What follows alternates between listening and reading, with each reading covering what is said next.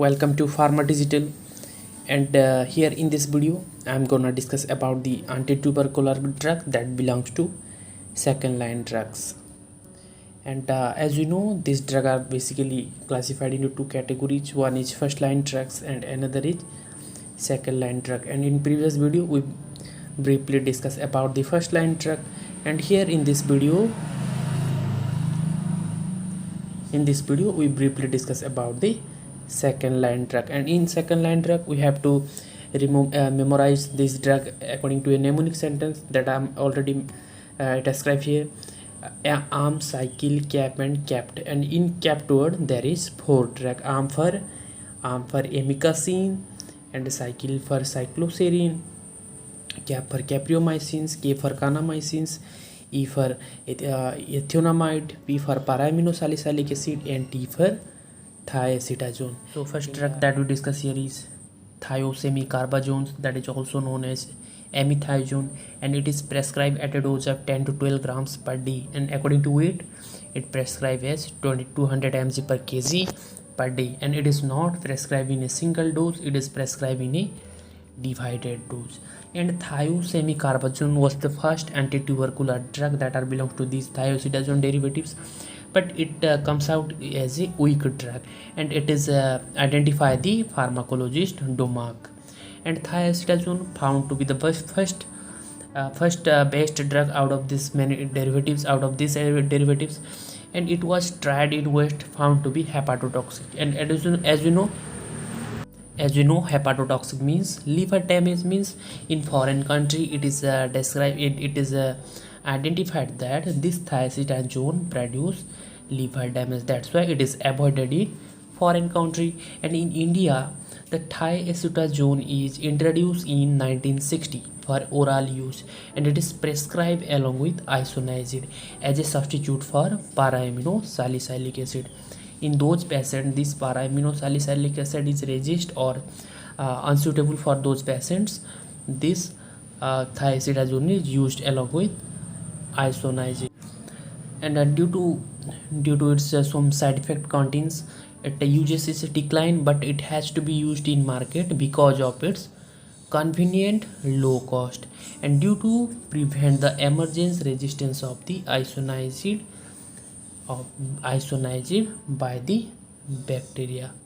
This thiacetazone is a tuberculostatic drug. Here the tuberculostatic means it inhibits the growth of mycobacterium, and its efficacy is low, means it is low effective drug, and it doesn't add any therapeutic effect to pyrozinamide, streptomycins and ethambutol. Means if it is used along in multi-drug therapy, it doesn't add any therapeutic effect, but it able to delay the resistance of the drug by the mycobacteria. And this drug is orally active, and it is excreted in urine, and it have a T-half of 12 hours, and it is a reserve anti-TB drug. Means it is a second line anti-TB drug, and sometimes added to isoniazid in a alternative regimens. Means in a alternative to isoniazid it is used. And it has some major side effect like hepatitis, means liver damage, then exfoliate dermatitis means inflammation of the superficial layer of the skin. And next is Stevens-Johnson syndrome, means it is a severe allergic reactions with wound like symptoms and severe inflammations. Next is bone marrow depression. As you know, bone marrow is responsible for the RBC and WBC formation, and due to this bone marrow depressions the production of the RBC and WBC doesn't carry out, and it may be leads to anemic conditions.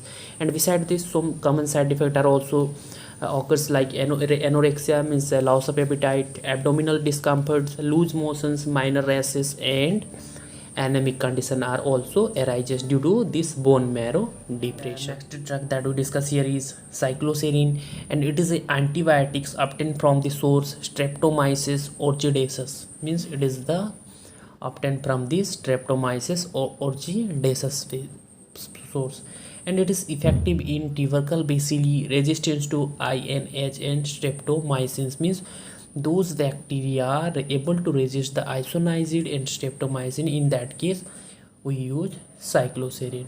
And what is the mechanism action of this cycloserine? And in this bacterial cell wall, L-alanine is converted into D-alanine in the presence of alanine racemase, and then this D-alanine is further converted into cell wall synthesis by the help of L-alanine ligase. Means these all the conversions are carried out in bacterial cell wall. Here the L-alanine means, and L or D for L for laboratory and D for dextrorotatory. Here the laboratory alanine is converted into D dextrorotatory alanine by the help of alanine racemase. So here this alanine racemase is inhibited by the drug cycloserine. Therefore this L-alanine doesn't converted into the D-alanine, and that leads to inhibit the protein synthesis that carried out in cell wall of bacteria. And this all alanine group is a types of amino acid that helps for the synthesis of proteins. Next we comes to its pharmacokinetic properties. It is absorbed orally and diffused all over the body, and CSF concentration is equal to that of plasma. Means it has a well penetration power to the blood-brain barrier. That about 1/3 of the dose is metabolized directly by the liver, means approx 30%, and the rest of the drug is excreted in urine. Next, it contains some side effect like it related to this central nervous toxicity, that is it produces sleepiness because it have a well penetration power to blood brain barrier. And next it also have headache, tremor, psychosis. Tremor means trembling effect. Next is convulsion means seizure effect. And convulsion means seizure effect. Seizure attack means that carried out or that occurs in epilepsy, and it is prevented by the administration of pyridoxine 100 mg per day. As we know, pyridoxine means vitamins B6. And next is it is a rarely used drug, and it is only used in case of resistance. Next, its dose is 250 mg BD, means this in die means 2 times per day, and it is used as 250 mg 2 times in a day, and increase the dose if tolerated by the mycobacteria, and it increased to 250 mg to 500 mg 2 times per day. The third drug that we discuss here is kanamycin, amikacin, and capreomycin. Here three drugs are described in a singly because it bear the same properties, and here the drug are more toxic antibiotics in second line drug, and it is not responding to the usual therapy, and means it is not preferred in general treatment of the tuberculosis, and it is also able to used in treatment of infections caused by the atypical mycobacteria. Atypical mycobacteria means the bacterial infections other than the mycobacteria species. And among these three drugs, kanamycin, amikacin, and capreomycin, one of these drug is used along with the main ingredient or main first line drug to prevent the resistance of the mycobacteria. And these three drugs doesn't combinedly prescribe because it exhibit the similar ototoxicity, means ear damage, means hearing loss, and then next it also create nephrotoxicity, means nephron damage that relates with the kidney damage, and that's why it is not prescribed togetherly, or it also doesn't prescribe along with the streptomycin. Next, capreomycin in addition can induce the electrolyte abnormalities, all act by the inhibiting protein synthesis. These all the drug amikacin, kanamycin, and capreomycin produce the reactions by inhibiting the protein synthesis in the mycobacterial cell wall. And after prolonged administration of capreomycin, this drug produce abnormalities or imbalance the electrolyte that maybe leads to dehydration to our body, and it is all of the drug is is effective orally, means, and it also doesn't able to penetrate the blood brain barrier, and these drugs are basically preferred parenterally, and all the drugs are excreted by the kidney after metabolized through the liver, and this all the drug given at a dose of 0.75 mg to 1 gram intramuscularly per day. Drug is PAS. It stands for the para-aminosalicylic acid, and it is introduced in 1946, and it is structurally or according to their mechanism action it completely similar to sulfonamide, means it is a antibiotics, means it's chemically and according to their mechanism actions it completely relates to sulfonamide. And it is a tuberculostatic drug, means it inhibits the growth of the mycobacteria, and it is the least active drug, means it is the less prescribed drug among the second line drug. Next, it's pharmacokinetic. It is absorbed completely by the oral route and distributed all over the body tissue except CSF, means it unable to penetrate the blood brain barrier. Next, about 50% is bound to plasma proteins, and it has a, and its T-half is prolonged if it taken along with the rifampins. It is a first line drug. And next, it is excreted rapidly through the glomerular filtration and tubular secretion, means it is excreted through the urine, and it has a short half-life period, approx 1 hours. If the drug has short half-life period, means the drug duration's action is also smaller. Next is mechanism of actions. In mechanism of actions, PABA and pteridines, these are the two components that are present in bacterial cell wall. PABA means para amino butyric acid. By using two components PABA and pteridines, it converted into dihydroteroic acid, that is by the bacterial enzyme dihydroteroid synthetase. And next, this dihydroteroic acid, it is act as folic acid for the bacteria, means this dihydroteroic acid then further converted into dihydrofolic acid by the bacterial enzyme dihydrofolate synthetase. Then this dihydrofolic acid is further converted into tetrahydrofolic acid. Then this is the active form of folic acid. Then the in bacterial cell wall the protein synthesis occurs, or the mycolic acid synthesis occurs after this conversion of PABA plus pteridine to the next final is tetrahydrofolic acid.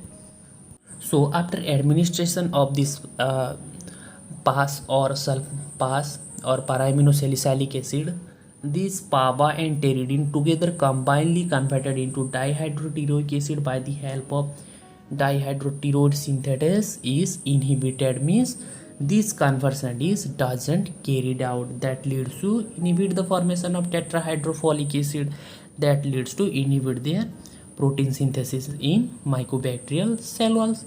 It has some side effect like GI disturbance, and it also causes goiter, that is due to the neck enlargement due to the enlargement of the thyroid gland. Next is myxoedema. Here the term edema means swelling with depositions of some fluid. Next is leukopenia. As we know, penia means decrease, and leuco word comes from the leukocyte, that is the synonyms of WBC here. Leukopenia means decrease in number of WBC. Here the last drug that we discuss here is ethionamide, that is also abbreviated as ETM, and it is a tuberculostatic drug, means inhibit their growth and growth of the mycobacteria, and it is a moderate efficacy drug, means it is a average therapeutic action producing drug, and it is introduced in 1956. It acts on both extracellular and intracellular organism, means it acts on the macrophage where the here the tubercle bacilli is penetrate into the intracellularly. Next, it is atypical mycobacteria are sensitive, means it is more effective in atypical mycobacteria, means the bacterial infections other than the mycobacteria.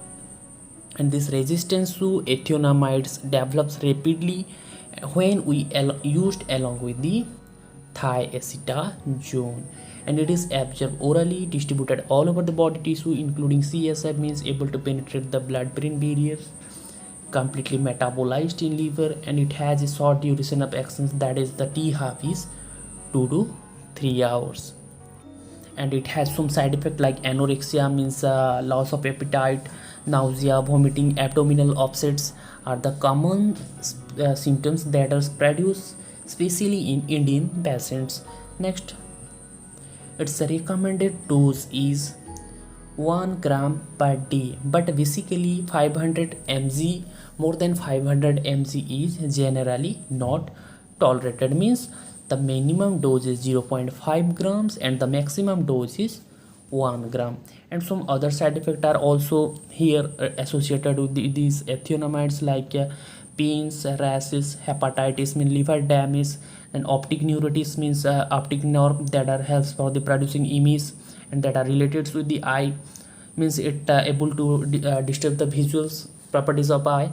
Next is mental disturbance and impotence. Here the impotence means erectile dysfunctions. Next is it is seldom used. Here the word seldom means less, means it is more it is very less prescribed as other than the other second line drugs, and it is used only in case of resistance to better tolerated drug, and it has a dose is 0.7 to 0.75 grams per day, and according to body weight it has 10 to 15 mg per kg per day. So here in this video we briefly discuss about the second line drug. If you have any kind of doubt, please register your comment in comment box. Have a good day. Thank you.